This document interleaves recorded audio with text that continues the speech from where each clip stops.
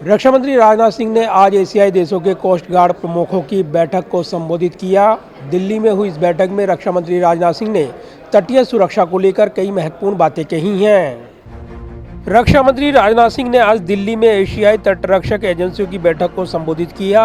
रक्षा मंत्री ने अंतर्राष्ट्रीय समुद्री क्षेत्र में चीन की बढ़ती दादागिरी को लेकर परोक्ष रूप से चेतावनी भी दी।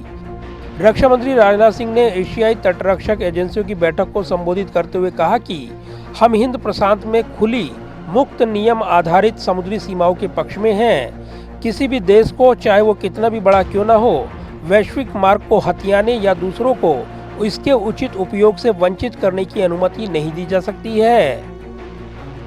The oil spill subsequent to the grounding of MV Boccaccio at Mauritius and fire on board MV Express Pearl and MT New Diamond of the coast of Sri Lanka have raised the concerns about maritime environmental and the attendant life hazards.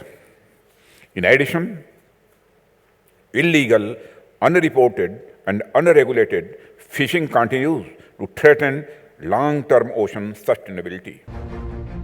रक्षा मंत्री राजनाथ सिंह ने आगे कहा कि भारत समुद्री सुरक्षा को लेकर अंतर्राष्ट्रीय विनियमों को लागू करने के लिए वचनबद्ध है। हमें समुद्री सुरक्षा और उसकी सुरक्षा के लिए कानून बनाने, उसके अमल के लिए विभिन्न देशों के साथ सहकारी तंत्र स्थापित करने और समुद्री कानून लागू करने वाली एजेंसियों की क्षमता बढ़ाने में जुटना होगा। Strengthen our shared vision for a safer and more secure oceanic space.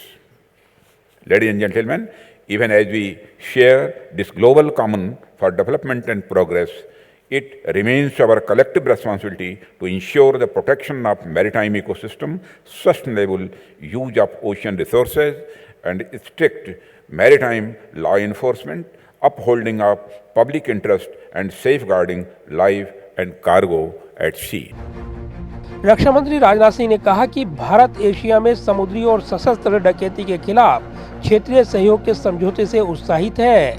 हम आपसी सहयोग को ही समुद्र में सुरक्षा सुनिश्चित करने का सबसे प्रभावी तरीका मानते हैं। Together for the larger good of mankind. India's shared vision of Sagar, which means security and growth of all in the region, sustainable development goals and a rule-based order at sea complement the focused Indian approach of inclusive growth and lasting collaboration in the Indo-Pacific region.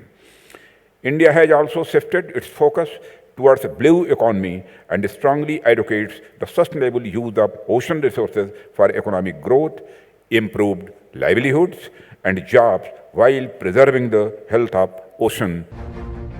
रक्षा मंत्री ने जोर देकर कहा कि सागर यानी क्षेत्र में सभी की सुरक्षा और विकास, सतत विकास लक्ष्य और समुद्र में नियम आधारित आदेश का भारत का साझा दृष्टिकोण भारत प्रशांत क्षेत्र में समावेशी विकास और स्थायी सहयोग के केंद्रित भारतीय दृष्टिकोण का पूरक है।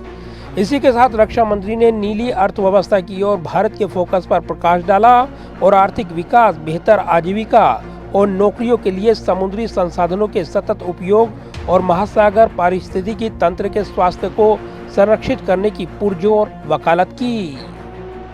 जाहिर है, हाल के दिनों में आतंकवादी चुनौतियां बढ़ी हैं और अलग अलग देशों ने अपने स्तर पर आतंकवाद से निपटने के लिए बड़े कदम भी उठाए हैं, लेकिन समुद्री सुरक्षा सभी देशों के लिए एक बड़ी चुनौती बनी हुई है। ऐसे में एशियाई देशों के कोस्ट गार्ड के प्रमुखों के साथ रक्षा मंत्री ने संवाद करते हुए बड़ी बातें कही हैं। समुद्री सुरक्षा पर विशेष जोर देते हुए कोस्ट गार्ड की भूमिका को रेखांकित करते हुए रक्षा मंत्री ने कहा है कि सामूहिक नेतृत्व और इसके साथ जवाबदेही के साथ यहाँ पर समुद्री सुरक्षा सुनिश्चित हो सकती है।